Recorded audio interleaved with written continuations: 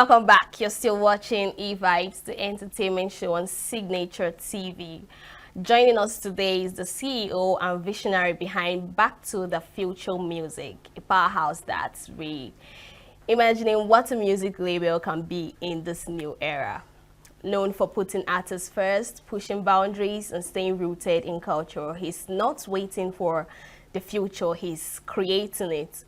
From developing raw talent to challenging the industry's status quo. This man moves with purpose and impact. Please welcome to the show Kennedy President Mensah, the mind behind Back to the Future. Thanks for joining me. Thank you very much. I sound quite important there. Good, should I say good morning, good afternoon, or good evening right now? Well, it's afternoon here, and as you say that, should I be saying Ekale? Should I say Kedu? Or should I say Salam Alaikum? I don't know where I am in Nigeria right now, so I don't know which way to greet you. Whichever one, you can say good afternoon, how are you doing? We are fine with that. Okay. All right. Thank you so much for joining us. Let's start with your vision. Back to the Future is a bold name. What future did you see that others didn't really see? So, I mean, you've described me as a visionary, and I would love to take on that mantle and say that yes, I am that great visionary, and I thought that I could create something that would be able to challenge this impending doom as we see it of AI and all these technical challenges.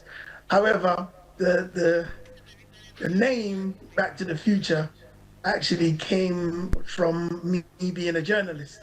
So what had happened was I was doing a feature on BBC Radio London, whereby I was looking. So I'm a reggae aficionado. So I would look at the reggae charts of the day, and then I would find a historical link with what was happening in the charts of today. I would go back to a week in reggae history, and we would then talk about the charts of where that link took us to. So it might take us to say 1975. So then we'd run down the top 10 of what was happening in the reggae charts from 1975. So we were going back to the future via the reggae charts. So that was the etymology of how the name came about. So it wasn't that I was being a visionary and I was trying to change the music industry. I was just trying to find creative ways of promoting the music.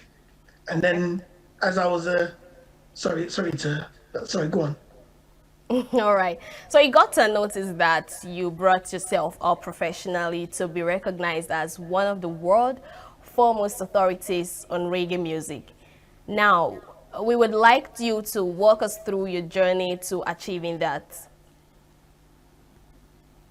Hey, how long do we have? Well, abridged version. Um, I was one of those kids who bought a lot of records, so I became a DJ by default. And then I studied journalism, and so I married the my hobby with what I was studying. So then I became a music journalist, specifically a reggae journalist. I started writing for a publication called The Voice newspaper, which was the biggest English-speaking black newspaper in Europe. So I was writing a reggae column for them between 1990 and 1996, and that is the beginning of how my journey into becoming a reggae aficionado. Okay. So we got to know that your adolescent years, you spent every spare penny on records, which landed you to the role of DJ next door neighbor to your Right. friends and family. Would you say that was a mileage for you to get to this point that you are right now? Absolutely, it was it's the foundation, because the foundation of my career has been on the love of the music. So the fact that I now earn a living from doing something that I love, it's all sort of bonus for me. So sometimes, I mean, I don't tell my wife I do this, but sometimes 11 o'clock, 12 o'clock, I'll still be working because when you do something that you love, it doesn't always feel like work. So you can just keep doing it until you get yourself in trouble. Interesting. Now, in 1990, when you started writing the weekly reggae column titled Regazine for the Voice newspaper, I mean, it was there that your disc jockey persona, Mr. President, was introduced to the world. Would you agree that it was in the guise of a journalist? Yeah, that was absolutely it as a journalist. So prior to me becoming a journalist, as you've intimated earlier, I was that entity known as DJ Next Door Neighbor, as in we're gonna have a birthday party. So oh, Kennedy's got lots of records. Let him come and play. So that was my role. So the president initially, in fact, initially I was trying to be an artist. I wasn't that good. So then that morphed into me being a DJ. And then when I started to write, I just used the DJ name as my pen name. And my writing style also followed the mode of making lyrics. So like when I would introduce my column, I would introduce it like when an artist first touches the microphone and he's about to go into his lyrics. That's how I used to introduce my column. All right, that's nice. So Back to the Future just hosted Grammy Certificate Award ceremony, and this is the second time in Jamaica. And I know the second staging of other countries would be coming up soon. What was the whole idea behind it, and what are you looking to achieve with these awards? Okay, so that's a two-part question. So the idea comes about. So the ethos behind Back to the Future is we like to recycle everything. So we have a weekly newsletter. That weekly newsletter is populated by news stories of what our clients have been up to in the past week. So when we're doing that research, it became a waste because every week we have to follow our clients and see what they're up to. So I was doing all this research, so I turned that into the newsletter. So with that newsletter now, we come into the Grammy conversation. We have a client by the name of Ansel Collins. So Ansel Collins, a legendary musician. There's a recording called Double Barrel, which in 1969 was the first ever recording by two males to top the British national charts. That song was called Double Barrel by Dave and Ansel Collins. So Ansel Collins, jobbing musician, keyboardist extraordinaire. So 2 years ago, so the end of 2023, he puts up posts on Facebook and he's holding this Grammy certificate. So I'm like, Mr. Collins, where from this certificate all of a sudden, and why is it that you're just one day you just post up this picture of you and this Grammy certificate? So he tells me that he just received it, and I'm like, well, what for? So now a bit of history. 1985 is the incorporation of the of reggae music as a category in the Grammys. That certificate was won by a band called Black Uhuru. 1986, you had a gentleman by the name of Jimmy Cliff who won that year's Reggae Grammy. And it was on that album Ansel Collins had played. So his daughter was doing some research for him, and so she was putting together a website for her. Sorry, his daughter-in-law was putting a website together. So she was doing some research, and she said, "So, Daddy, where's your Grammy?" And he said, "Which Grammy?" So she does the research and goes to Academy, orders the certificate, and there we are on Facebook, and he's holding the certificate. So I'm like, Mr. Collins, this is a big deal. You can't just put it up on Facebook and leave it like that. So we commissioned an article, published said article at the front of our newsletter, and other clients started calling and saying, I think we're supposed to get one of them something there, as we'd say in Jamaica.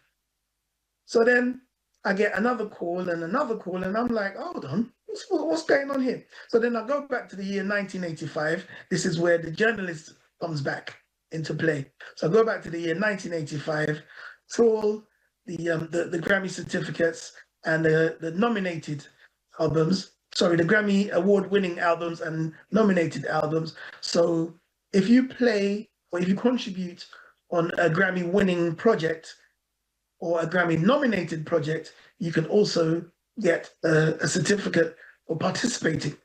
So from 2024 all the way back to 1985, trawled all of those projects and found out that we were eligible to apply for 105 certificates. So we wound up ordering 72, and that was the birth of the Grammy certificate ceremonies. So we did the first one in Florida, and we ended up in London in 2024. But the big one was in Kingston, Jamaica. And the second staging of that is what you saw snippets of just a minute ago. What's your take on the current state of the music industry, especially for independent artists? It got a notice that most artist managers, producers, promoters, and all that tend to use social media as a tool to promote artists and their music instead of the way it used to be then. Either they go to radio stations or they go to TV stations. So what's your take on that? Well, it's just utilizing the tools that you have. So utilizing social media to help promote your product is not bad. What becomes bad is when artists cannot separate the social media from the real world. So you will have an artist who may have had a viral moment and had 100,000, a million, 2 million streams, say, and all of a sudden they think that they have 2 million fans. That's not what you had. You had 2 million sets of eyeballs viewing your post, but that does not necessarily translate into you having 2 million fans.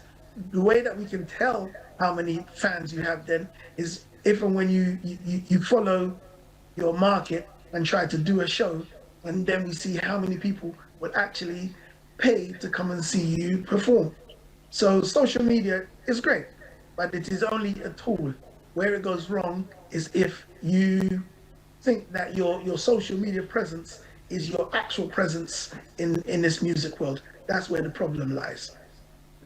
Totally, I understand. All right, so before we let you go, what's one mistake you see a lot of new artists or labels make right now? As I said, with the social media, I mean, we are in a flux at the moment. We don't know exactly what tomorrow will bring because we have these two letters that are hanging over us like a specter, being AI. And I've seen where a couple of producers have advertised the fact that their latest projects are AI assisted. So they're using it as a marketing tool, but the danger here is that you use it as a marketing tool, and then all of a sudden it becomes it becomes you, if you like. So there's one scenario where a producer has advertised the fact that he's actually signed an AI artist. This is a problem because what's going to happen with the actual artists now? Because over the years, what we get to find is that, especially with ladies, say, if you're an artist manager, it's quite expensive to manage a lady because the lady cannot go on stage wearing the same dress twice. She always has to make sure that the hair is good, the makeup is good, she looks good, the dress looks good every blessed time. Now, I have an AI artist. I don't have to worry about all of that. I just press a button and it's easy for me to change the dress, change the color, change the style, even change the the features of the artist if I want. This is the easy way out. But the problem is that it is we can see a time where this will affect the creativity of the human being.